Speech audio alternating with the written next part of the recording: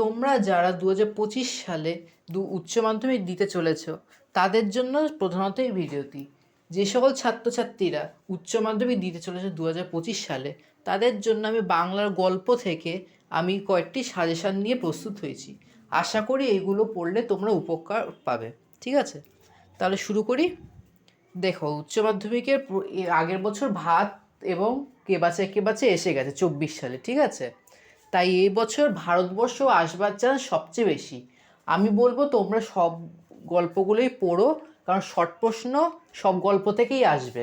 এই জন্য আমি বলবো তোমরা সব গল্পটাই পড়ো, কিন্তু বড় প্রশ্নের ক্ষেত্রে তোমরা চেষ্টা করবে ভারতবর্ষ গল্পটাকে একদম ভালো করে পড়বার, কারণ বিগত বছরের প্রশ্ন খুব খুব ঘুরিয়ে এসছে। এই জন্য আমি বলবো ভারতবর্ষটাকে তুমি এমনভাবে তৈরি করো যাতে যতই প্রশ্ন ঘুরে আসুক না কেন তোমরা যাতে সহজে লিখতে পারো। তাহলে চলো শুরু করি। প্রথম যে তিনটে প্রশ্ন আমি ক নম্বর সেকশনে আন্ডারে দিয়েছি, সে তিনটে প্রশ্ন যদি তোমরা ভালো করে পড়ো তাহলে দেখবে উত্তর একটা সেম। এই জন্য আমি ওটা ক সেকশনে আন্ডার করেছি। এরকম সেকশানে যখন তিনটে প্রশ্ন আছে সেই তিনটে প্রশ্নের উত্তর একই। তার মানে যদি তোমরা ক, খ, গ এবং ঘ আর উমচত একটাই প্রশ্ন, ক, খ, গ, ঘ যদি একটা প্রশ্নে ভালো করে গল্পটা বুঝে তোমরা পড়তে পারো তাহলে দেখবে বাকি প্রশ্নগুলোর নাম্বার একদম সেমই হবে, মানে বাকি প্রশ্নগুলো লেখা একদম সেমই হবে। ঠিক আছে, তোমরা যদি সহজে এই গল্পটাকে বুঝতে চাও তাহলে আমাকে কমেন্ট সেকশানে জানিও। আমি খুব শিগগির ভারতবর্ষ গল্পটা নিয়ে আমি তোমাদের সকলের সামনে আলোচনা প্রস্তুত করব। তাহলে চলো এবার প্রশ্নগুলো দেখে নিই। প্রথম প্রশ্ন, তারপরেই দেখা গেল এক অদ্ভুত তারপর বলতে কখন এবং অদ্ভুত দৃশ্যটির পরিচয় দাও। বুড়ি, তুমি হিন্দু না মুসলমান? কখন কারা বুড়িকে এই প্রশ্ন করে? উত্তরে বুড়ি কি জানিয়েছিল? এটা হচ্ছে সেকেন্ড প্রশ্ন। ঠিক আছে, এবার 3 নম্বর প্রশ্ন, আমি কি তা দেখতে পাচ্ছিস নে? বক্তাকে কখন কেন এই মন্তব্য করা হয়েছিল?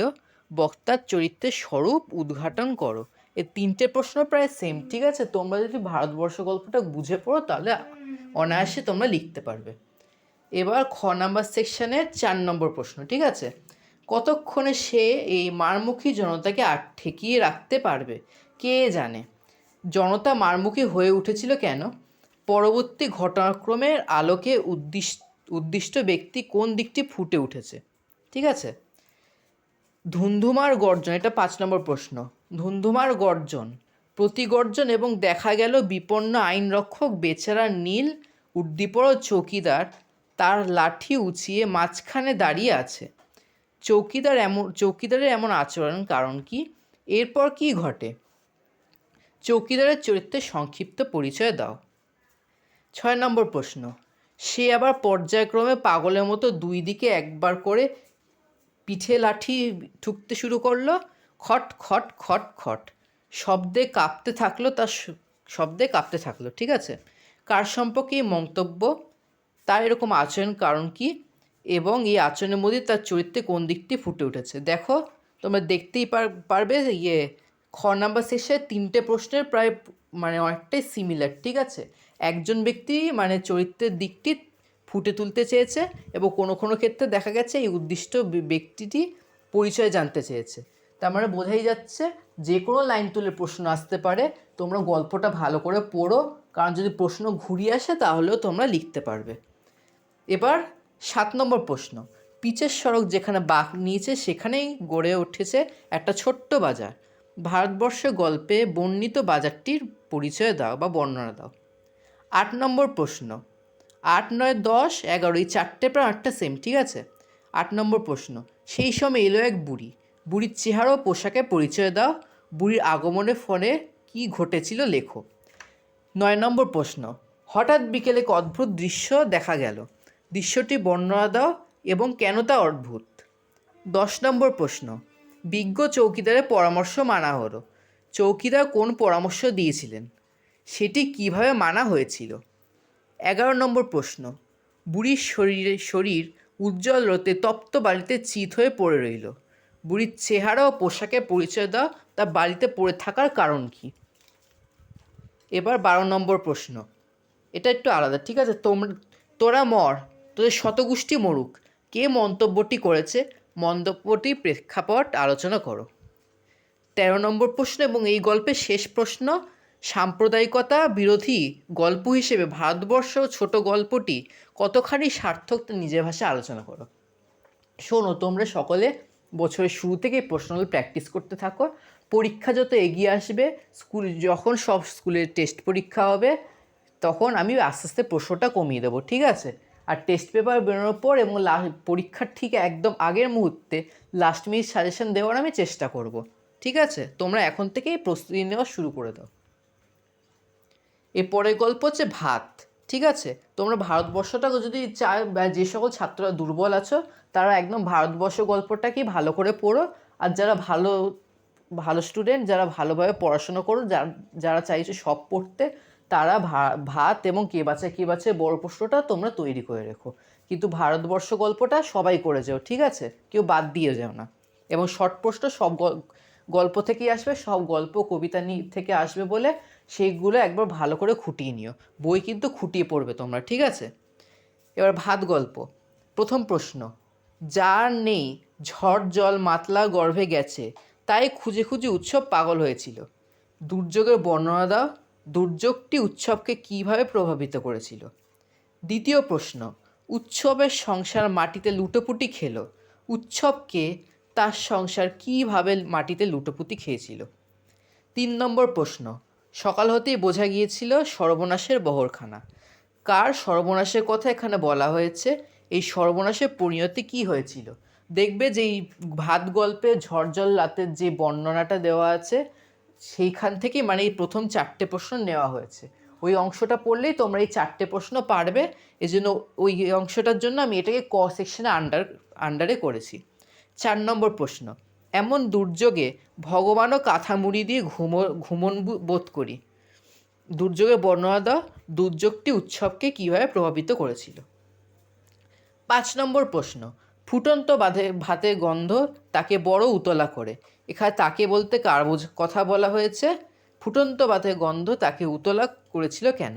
ভাতের প্রতি অত্যাধিক আসক্তি তার জীবনে কী পরিণতি ডেকে এনেছিল তা বর্ণনা করো, ঠিক আছে? এটা হচ্ছে 5 নম্বর প্রশ্ন। এবার 6 নম্বর প্রশ্ন, আসল বাধার খোঁজ করা হয় না আর উৎসবের। উৎসবকে আসল বাধাটি কোনটি? এটা কোনটি হবে? এটা কোন হয়? এটাও এরকম হবে না, কয়কার নট হয় হস্যি, আলাদা হবে। কেন তার পক্ষে এই বাধাটির খোঁজ করা হয়ে উঠল না? 7 নম্বর প্রশ্ন, বাদার ভাত খেলে তবেই তো সে আসল বাধাটা খোঁজ পেয়ে যাবে একদিন। বাধা কাকে বলে? উদ্দিষ্ট ব্যক্তির এরকম মনে হওয়ার কারণ কি? 6-7 নম্বরের প্রশ্নের উত্তর একটা সিমিলার। 8 নম্বরের প্রশ্নটাও একটা সেম, ঠিক আছে? সে বাধাটা বড় বাড়িতেই থেকে যায় অচল হয়ে।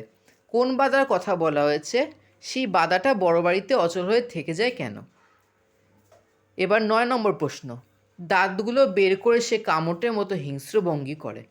কে কার প্রতি এরূপ আচরণ করেছিল? তার এরূপ আচরণের কারণ কি? 10 নম্বর প্রশ্ন, বাসিনী থমকে দাঁড়ায়। কেন বাসিনী থমকে দাঁড়িয়েছিল এবং তারপর কি ঘটেছিল? এর সাথে তোমরা বাসিনীর পরিচয়টাও পড়ে রাখবে।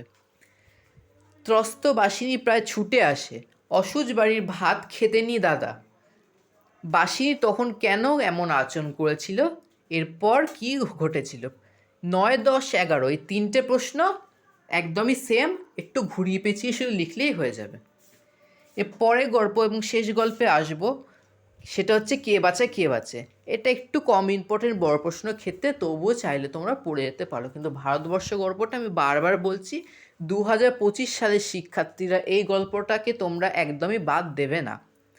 প্রথম প্রশ্ন, শার্সিতে আটকানো মৌমাছির মতো সে মাথা খুঁটছে। সে বলতে কাকে বোঝানো হয়েছে? মৃত্যুঞ্জয়কে। এরূপ আচরণের কারণ ব্যাখ্যা করো। কয়েক মিনিটে মৃত্যুঞ্জয়ের সুস্থ শরীরটা অসুস্থ হয়ে গেল। মৃত্যুঞ্জয় কে? তার অসুস্থতার স্বরূপ বর্ণনা করো। 3 নম্বর প্রশ্ন, গা থেকে এইছি খেতে পাই না বাবা, আমায় খেতে দাও। বক্তাকে। কোন পরিস্থিতিতে বক্তা এরূপ মন্তব্য? প্রসঙ্গত তারই পরিণতি কতদূর যুক্তিগত তা আলোচনা করো। এইটা হচ্ছে কে বাঁচায় প্রশ্ন। এই 3টে প্রশ্ন একটু আলাদা, তোমরা ভালো করে পড়ে যেও, ঠিক আছে? এই ছিল তাহলে আজকের সাজেশান। তোমরা ভালো করে এখন থেকে প্রস্তুতি নেওয়া শুরু করে দাও। আর এই সকল প্রশ্নের নোটস যদি তোমাদের লাগে তাহলে অবশ্যই কমেন্ট বক্সে জানিও। আর পরবর্তীকালে যদি তোমরা চাও ভারতবর্ষ ভাত কিংবা কে বাঁচায় কে বাঁচে এই তিনটের মধ্যে যে কোনো বড় প্রশ্ন যদি তোমাদের কোনো ডাউট থেকে থাকে কিংবা ছোটো প্রশ্ন কিংবা গল্পটা নিয়ে যদি ডাউট থেকে তাহলে আমাকে কমেন্ট করো, তাহলে আমি সেই গল্পটাকে নিয়ে বিস্তারিত আলোচনা করব। তাহলে আজ আসি, তোমরা সকলে ভালো থেকো, ধন্যবাদ। আর আমার পাশে থেকো, আমার চ্যানেলের সঙ্গে থেকো, আর আমার চ্যানেলটিকে সাবস্ক্রাইব করে রেখো। ধন্যবাদ।